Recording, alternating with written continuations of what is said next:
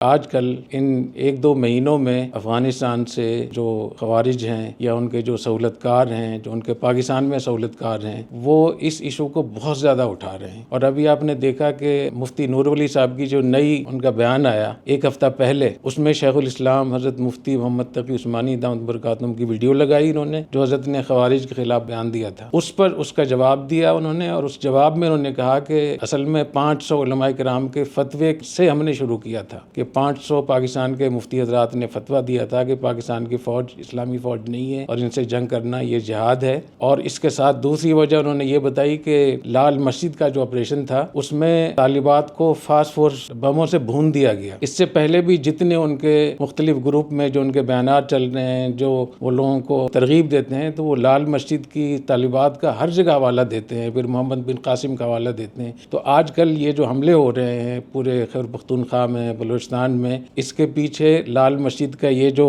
مفروضہ انہوں نے بنایا ہوا تھا کہ اتنے ہزار طالبات کو شہید کیا گیا، اس کے بہت زیادہ حوالے دیے جا رہے تھے۔ اس لیے میں نے اس کو ضروری سمجھا کہ میں لوگوں تک بات پہنچاؤں کہ جو میری معلومات ہیں، جو میرے پاس شہادتیں ہیں، گواہیاں ہیں، اس میں یہ سرے سے طالبات کی شہادت کا جو چیزیں مشہور ہیں یہ صحیح نہیں ہے۔ تو بنیادی بات یہ ہے کہ اس وقت میں جو اتنی بڑی جنگ ہو رہی ہے اور روزانہ درجنوں جنازے ہم لوگ اٹھا رہے ہیں، عوام کے اور فوج کے لوگ شہید ہو رہے ہیں، اور جو دوسرے لوگ مارے جا رہے ہیں خوارج، وہ بھی اصلاً پاکستانی تھے، ان کو بھی تو کسی نے گمراہ کیا تھا۔ تو میں نے یہ سمجھا کہ ابھی بھی سمجھتا ہوں کہ مجھ پر فرض ہے، ضروری ہے کہ مجھے ایک چیز کا پتہ ہے تو میں اس کو بتاؤں، اور بہت سارے لوگوں کو پتہ ہے اس بات کا، اور بہت سارے علماء کو، میں کہہ سکتا ہوں کہ سینکڑوں علماء کو اس بات کا پتہ ہے جو میں نے یہ بات کہی ہے، لیکن وہ نہیں بول رہے کسی مصلحت کی وجہ سے یا کسی خوف کی وجہ سے یا کسی اور وجہ سے، تو وہ اپنے اللہ کو جواب دیں گے۔ تو اس لیے میں نے یہ ضروری سمجھا کہ میں اس معاملے کو لوگوں تک پہنچاؤں کہ جس طریقے سے خوارج نوجوانوں کو گمراہ کر رہے ہیں اور ان کو پھٹنے پر مجبور کر رہے ہیں اور مشتعل کر رہے ہیں ان کو، اور لال مسجد کے واقعے کو لے کر اور خواتین کے مسئلے کو، طالبات کو، تو یہ میں بتاؤں کہ یہ سرے سے بات ہی غلط ہے کہ وہاں ہزاروں یا سینکڑوں وہاں طالبات شہید ہوئی تھیں یا وہ لاپتہ ہوئی تھیں۔ دوسری بات یہ کہ مجھے ایسا معلوم ہوتا ہے کہ اکثر لوگوں نے پوری بات سنی نہیں ہے، تو ابھی میں پھر درخواست کروں گا کہ جتنے بھی لوگ اس پہ ناراض ہو رہے ہیں، مختلف کمنٹس کر رہے ہیں، تو میری اس بات کو سنیں۔ اگر وہ تھوڑی سی بھی غور کر لیں گے تو ان کو اندازہ ہو جائے گا کہ یہ جو خوارج کا اتنا بڑا فتنہ ہے، جس نے 80,000 سے زیادہ لوگوں کو موت کی وادی میں پہنچا دیا ہے، اور پاکستان میں کوئی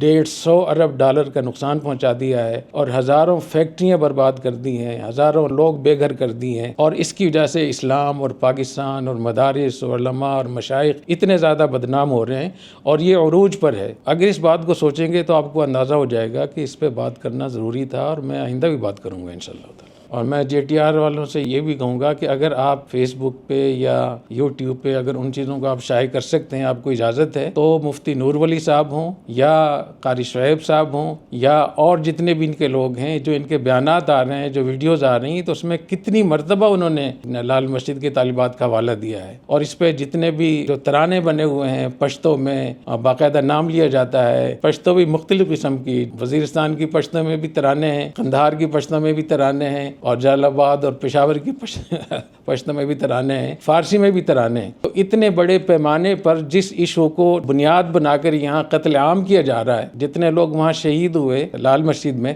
وہ کتنے ہوں گے؟ میرے خیال میں 150-200، اور وہ بھی غلط تھا، وہ بھی حرام تھا۔ میں نے ہمیشہ اس کو شہادت کہا ہے، اور اس میں جو لوگ بھی، جن لوگوں نے بھی وہ آپریشن کیا تھا، میں نے جرنیلوں کے سامنے یہ بات کہی ہے کہ وہ ظلم تھا، وہ غلط تھا، لیکن اس کی آڑ میں جو جھوٹ بولا گیا، اور اس کی آڑ میں جو اتنے قتل عام ہوا ہے، اور اتنی بڑی جنگ انہوں نے شروع کر رکھی ہے، اور اس کے نتیجے میں اسرائیل اور امریکہ اور انڈیا اور را اور موساد اور دوسرے جو پاکستان اسلام کے دشمن ممالک ہیں، وہ ان نوجوانوں کو کس بے دردی سے استعمال کر رہے ہیں، اور یہ کتنے خشوع خضوع سے اپنے آپ کو پھاڑ رہے ہیں۔ روزانہ جس طریقے سے قتل عام ہو رہا ہے، اور اس کی وجہ سے پھر جو آپریشن ہوتے ہیں، اور پھر جو لوگوں کو لاپتہ کیا جاتا ہے، اور ایک بچہ جب لاپتہ ہوتا ہے تو اس کا ددیال بھی، اس کا ننیال بھی، اس کا سسرال بھی کتنی تکلیفوں سے گزرتا ہے، اور پھر اس کے بعد ایک آدمی جب لاپتہ ہوتا ہے، وہ شادی شدہ ہوتا ہے، تو اس کے بچے کس حال میں ہوتے ہیں، اس کی بیوی کس حال میں، وہ نہ بیچاری کہیں نکاح کر سکتی ہے، اس کو ایک لمحہ بھی آرام نہیں ہوتا۔ یہ سب کچھ کس لیے ہو رہا ہے؟ اس لیے ہو رہا ہے کہ مذہب کے نام پہ اتنی بڑا فتنۃ فی الارض و فساد کبیر ہے یہ۔ اس لیے میں اس پہ بولتا بھی ہوں، اور مجھے یہ اندازہ بھی ہے کہ اس کے عواقب نتائج کیا ہو سکتے ہیں، اور میں ان سب چیزوں کو سوچ کر میں بولتا ہوں، اور میں اپنے اوپر فرض سمجھتا ہوں۔